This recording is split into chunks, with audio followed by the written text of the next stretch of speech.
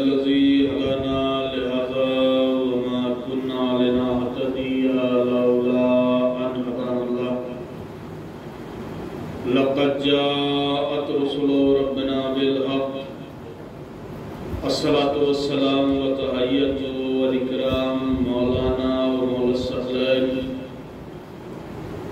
جد الحسن والحسين مولانا بالقاسم محمد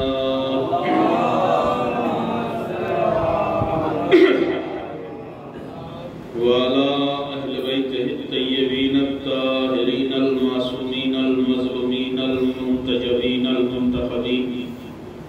ولعنة الله على أعدائهم وغاصب حقوقهم ومنكر فضائلهم ومصائبهم وتشييم المعين. أما بعد فقد قال الحق سبحانه وتعالى في القرآن الكريم بسم الله الرحمن الرحيم والله أخرجكم من بطون أمهاتكم لا تعلمون شيئا. صلوات پڑھیں محمد والے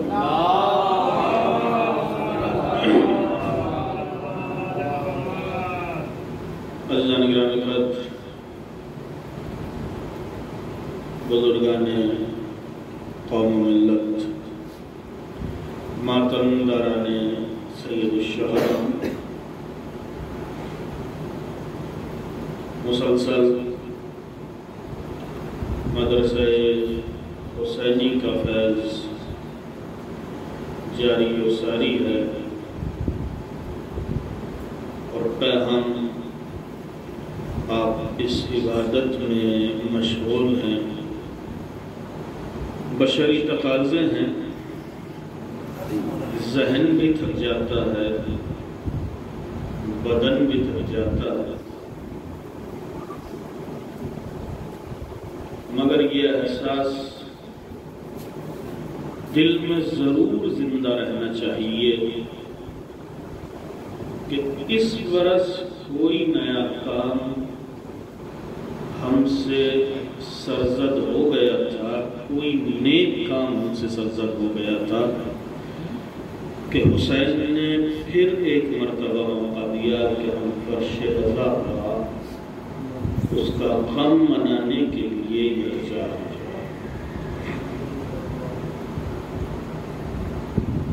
ولی فقیہ حضرت امام خامنائی کے حکم کی تعصیب کرتے ہوئے یہ مجلس باب الحوائج شیر خار کربلا حضرت علی اصغر سے منسوب ہے اور اسی عنوان کو ذہن میں رکھتے ہوئے میں نے قرآن کی مشہور و معروف آیت عنوان کلام کے طور پر آپ کی سماعتوں کی نظر کی، جس میں ارشاد ہو رہا ہے واللہ اخرجکم من بطون امہاتکم لا تعلمون شیئا. اللہ نے تم کو تمہاری ماؤں کے شکم سے اس کیفیت میں نکالا لا تعلمون شیئا کہ تمہارے پاس ذرہ برابر بھی علم نہیں تھا. اس کائنات میں آنے کے بعد ہم نے ترقی کی اور ترقی کرنے کے بعد عہدے، مرتبے، منصب، یہ تمام تر منزلیں کہ جب دنیا میں آنے کے بعد ہم نے علم حاصل کیا، کوشش کی، مسلسل قد میں لگے رہے تو عہدے ملتے چلے گئے، منصب ملتے چلے گئے، مگر اس وقت کہ جب ہم اس دنیا میں آن کر کوشش کرنے لگے. قرآن نے دوسرے موقع پر ارشاد فرمایا بسم اللہ الرحمن الرحیم الرحمن علم القرآن خلق الانسان علمہ البیان. رحمان ہے وہ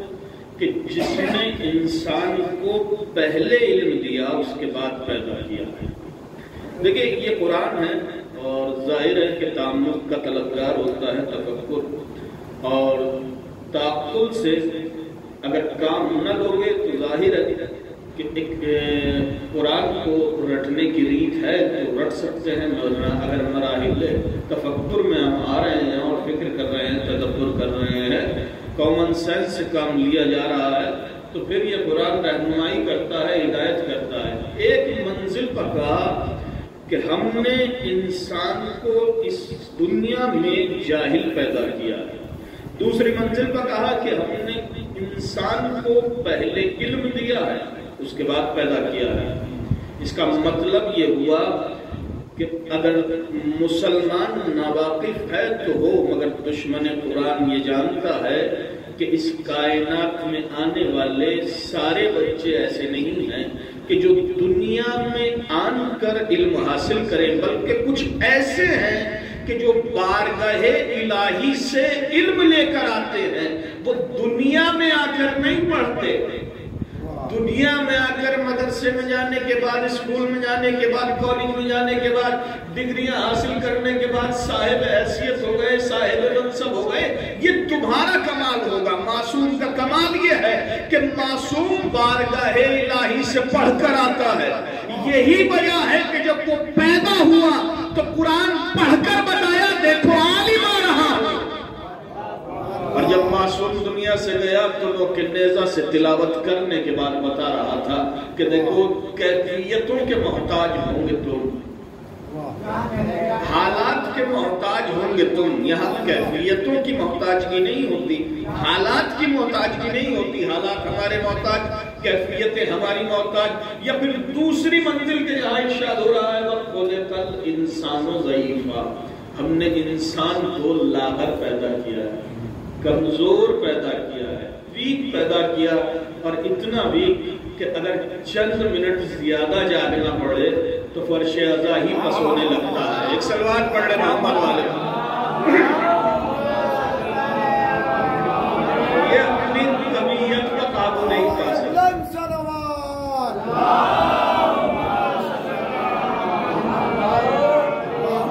یہ اپنی طبیعت پر قابو نہیں پا سکتا، کمزور پیدا ہوا ہے، لاغر پیدا ہوا ہے، ضعیف پیدا ہوا ہے۔ معصوم اس دنیا میں آتا ہے تو شجاع، اور شجاعت کا کیا تصور ہوگا ان کے یہاں، کس نہج کس طرز کی شجاعت ہے کہ مدینہ ہے، ایک شخص علی کے سامنے کھڑا ہوا یہ کہہ رہا ہے کہ مجھے علی سے جنگ کرنا ہے، علی سے جہاد کرنا ہے، علی سے مبارزہ کرنا ہے، سیابی، اور میں مقاتلہ علی سے کرنا چاہ رہا ہوں، علی سے سیابی کرنا چاہ رہا ہوں۔ امیر کائنات نے فرمایا کہ کیا تم نے علی کو کبھی دیکھا ہے؟ کہ نہیں، علی سے ملاقات نہیں ہوئی، اصل میں میری شادی ہونا ہے، اور زوجہ نے مہر میں علی کا سر مانگا ہے، میں چاہتا یہ ہوں کہ علی کا سر لے جاؤں اور اپنی شادی کر لوں۔ مولا نے فرمایا دیکھ اگر تجھے علی ہی سے جنگ کرنا ہے تو ایسا کر مجھ سے جنگ کر لے، اگر تو نے مجھے زیر کر دیا تو سمجھنا کہ علی کو زیر کر دیا۔ مبارزہ شروع ہوا، میں بہت جلد اپنے مقصد کی جانب آ رہا ہوں۔ مبارزہ شروع ہوا، جہاد شروع ہوا، اس نے تلوار سے حملہ کیا، علی نے تلوار کو چھین لیا، اس نے خنجر سے حملہ کیا، علی نے خنجر کو سلب کر دیا، اس نے تیر و تفنگ آگے بڑھائے، وہ ہتھیار بھی سلب ہو گئے۔ جب سارے اسلحے ضبط ہو گئے، زمین پر بیٹھ کے رونے لگا۔ امیر کائنات نے فرمایا تو کیسا بہادر، تو کیسا دلیر ہے، تو کیسا شجاع ہے، تو کیسا ساونت ہے، تو کیسا جنگجو ہے۔ بہادر میدان جنگ میں رویا نہیں کرتے، بہادر میدان جنگ میں رویا نہیں کرتے۔ یہ اصول جہاد علی نے مدینے میں بنایا تھا کہ وہ بہادر میدان جنگ میں رویا نہیں کرتے۔ عمل علی اصغر نے میدان کربلا میں کیا ہے۔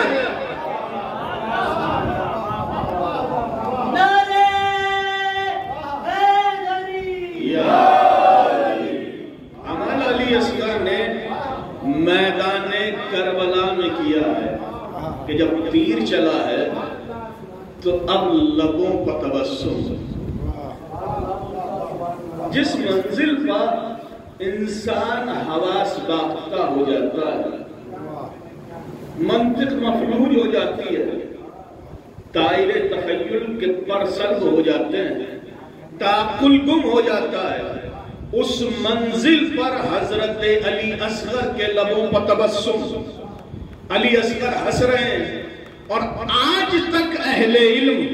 اہل دانش، اہل تفکر یہ نہیں بتا پائے کہ کربلا کے میدان میں تیر لگنے کے بعد حسین کا بیٹا مسکرایا کیوں تھا، کیوں علی اصغر کے لبوں پر تبسم تھا، کیوں مسکرا رہے تھے علی اصغر؟ میں نے تلاش کیا، اساتذہ سے معلوم کیا اور جاننے کی کوشش کی، مگر آج تک اس کا جواب نہ ملا کہ کربلا کے میدان میں تیر کھانے کے بعد حسین ابن علی کا بیٹا مسکرا کیوں رہا تھا، ہنس کیوں رہا تھا۔ بس میری سمجھ میں جو آتا ہے وہ یہ کہ اگر کربلا کے میدان میں علی اصغر نے تیر کھانے کے بعد اپنے لبوں پر تبسم نہ سجایا ہوتا تو اس کائنات میں اشکوں کے علاوہ کچھ ہوتا ہی نہیں۔ ایک صلوات پڑھے محمد والے محمد پر۔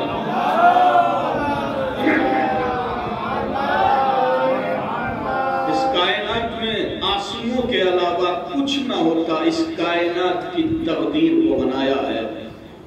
حسین ابن علی کے بیٹے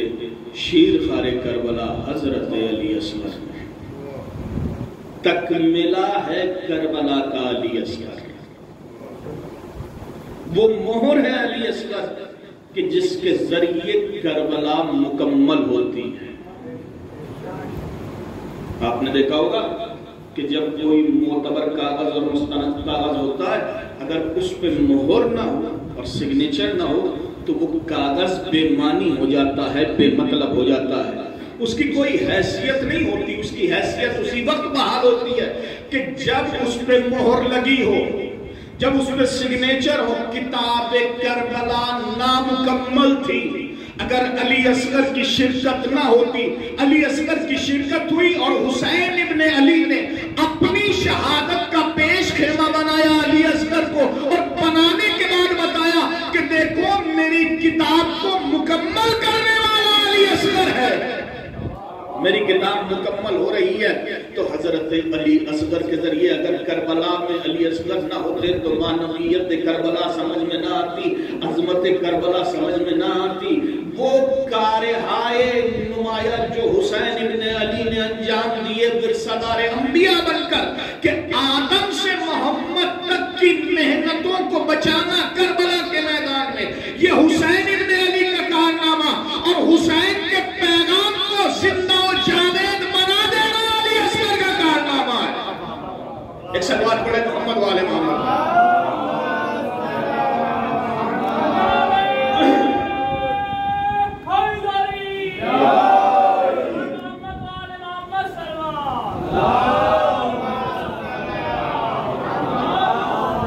کربلا کا وہ منفرد مجاہد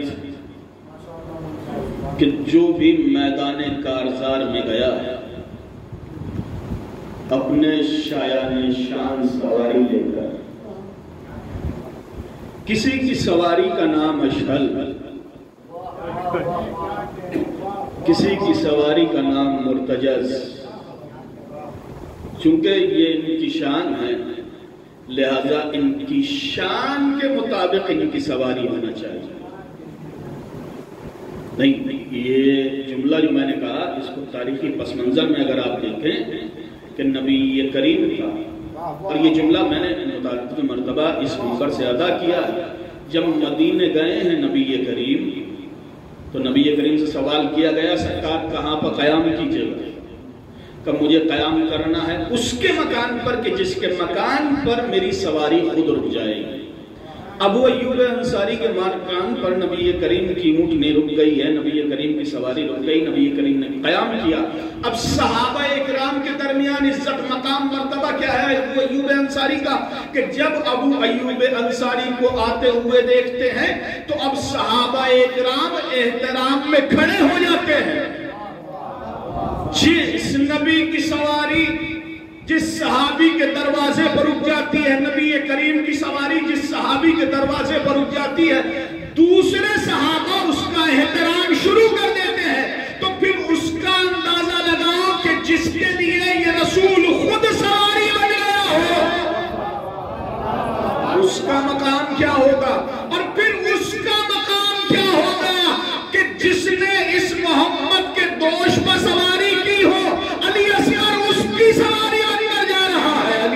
کو سواری بنا کر جا رہا ہے۔ علی اصغر کی شان کہ علی اصغر کی سواری حسین ابن علی، حسین ابن علی کے ہاتھوں پر میدان کارزار میں، یہ وہ علی ہے کہ جس نے ابھی ہاتھ میں تلوار نہیں لی ہے مگر دشمن پست ہو گیا ہے، دشمن نے ہار مان لی ہے، دشمن نے شکست کو تسلیم کر لی۔ یہی وجہ ہے کہ ابھی علی اصغر نے میدان میں قدم ہی رکھا تھا، نہیں میدان میں پہنچے ہی تھے کہ لشکر آقا منہ موڑ کر رونے لگا۔ حسین ابن علی علی اصغر کو آج اس انداز میں لے کر گئے ہیں کہ ہاتھوں پر بلند کیے ہوئے ہیں، دشمن سے بتا رہے ہیں کہ دیکھو میں اپنے بیٹے علی اصغر کو لے کر آیا ہوں۔ اے حسین کمسن بچہ ہے، دھوپ بہت تیز ہے، ایسا کریے کہ آپ اس کو سینے سے لگا لیجئے۔ نہیں میں ہاتھوں پر بلند کر کے جاؤں گا۔ کب وجہ کیا ہے؟ کب میں زمانے کو بتانا چاہ رہا ہوں، اس وقت زمانے کو یاد دلانا چاہ رہا ہوں کہ کربلا برپا نہ ہوتی مگر تم نے ایک منظر کو فراموش کر دیا ہے۔ میں وہ منظر ان کے ذہنوں میں دوبارہ زندہ کرنا چاہ رہا ہوں کہ زمانہ پہچان لے میں اس وقت کا محمد ہوں، اصغر اس وقت کا علی ہے۔ میرے ہاتھوں پر بلند کرنے کے بعد ان بوڑھوں کے ذہنوں میں غدیر کو زندہ کیا ہے۔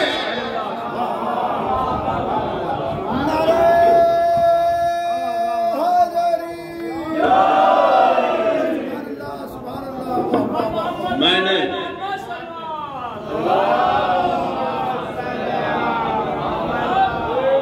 ان بوڑھوں کے ذہن میں غدیر کو زندہ کیا ہے، تم نے غدیر کو فراموش کر دیا تھا، تم نے غدیر کو بھلا دیا تھا،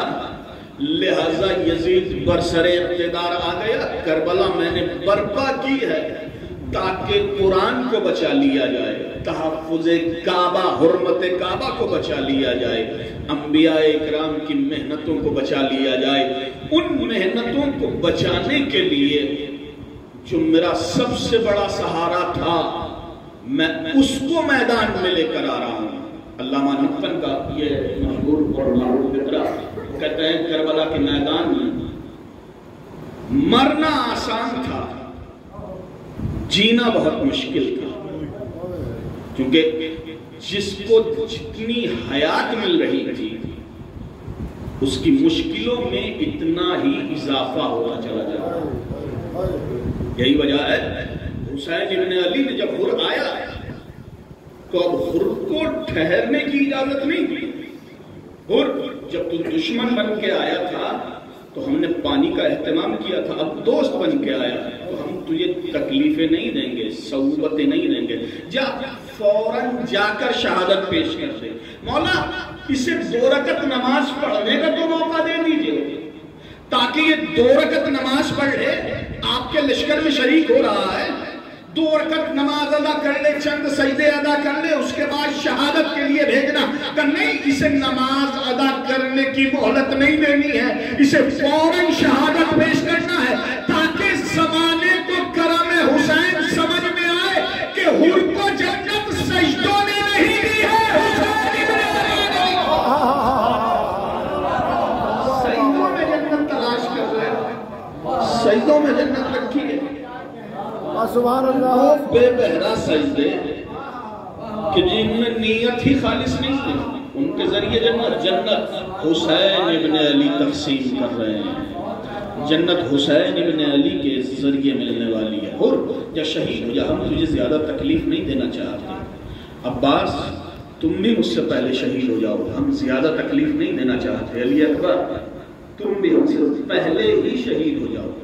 میرے لال میں زیادہ تکلیف نہیں دینا چاہتا، آپ اسے شاکری۔ اور پہلے انصار کی نوبت اسی وجہ سے آئی ہے کہ میں انہیں زیادہ مشکلوں میں مبتلا نہیں کرنا چاہتا، جاؤ پہلے تم شہید ہو جاؤ، اس کے بعد میری اولاد آئے گی کربلا کے میدان میں۔ ٹھیک ہے مولا، یہ سمجھ میں آ رہا ہے کہ پہلے انصار کی نوبت آ گئی تاکہ ان پر زیادہ مشکلیں نہ پڑیں، پھر اولاد کی نوبت آ گئی اور اولاد میں بھی پہلے علی اکبر، اور اس طرح سے آپ نے ترتیب دی ہے کہ عباس بھی شہید ہو جائیں گے، और محمد بھی شہید ہو جائیں گے، اکبر بھی شہید ہو جائیں گے، قاسم بھی شہید ہو جائیں گے۔ مولا یہاں پر فکر کام کر دینا بند کر دیتی ہے کہ جس کی زندگی میں جتنا اضافہ ہو رہا تھا اس کی مصیبتیں اتنی ہی سوا ہو رہی تھی، تو پھر یہ علی اصغر کس وجہ سے آپ نے یہ اہتمام کیا